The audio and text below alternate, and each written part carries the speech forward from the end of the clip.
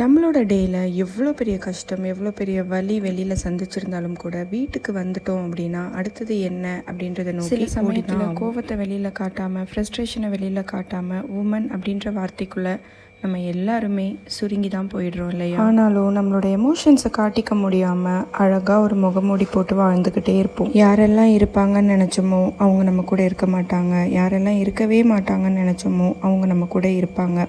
So இந்த மாதிரி மாறி மாறி வர எமோஷன்ஸை ஹேண்டில் பண்ணிக்கிட்டு எல்லாத்தையுமே சரின்னு போய்கிட்டு நம்மளோட வாழ்க்கையை வாழ்ந்துட்டுருக்கிற மனசுக்குள்ளே 1000 கோவங்கள் இருந்தாலும் அன்றைய நாள் பொழுதில் எந்த மாதிரி சூப்பராக எப்படி பண்ணலாம் இப்படியெல்லாம் யோசித்து அந்த நாளை நம்ம ஓட்டுறது அப்படின்றது பெரிய விஷயந்தாங்க. நம்ம யாரையுமே காயமே படுத்தக்கூடாது அப்படின்னு யோசிக்கிற நம்மளை நிறைய பேர் காயப்படுத்துவாங்க அவங்களுக்கு புரியாமலே. ஆனாலும் கூட என்ன பண்ணுறதுங்க, பிறந்தாச்சு வாழ்ந்து தான் ஆகணும். ஏதோ ஒரு நம்பிக்கையில் ஏதோ ஒரு விஷயம் நமக்கு நல்லது தான் நடக்கும் அப்படின்ற நம்பிக்கை கொடுக்கக்கூடிய தைரியத்தில் நம்மளோட லைஃப்பை ஓடிக்கிட்டே இருக்கோங்க.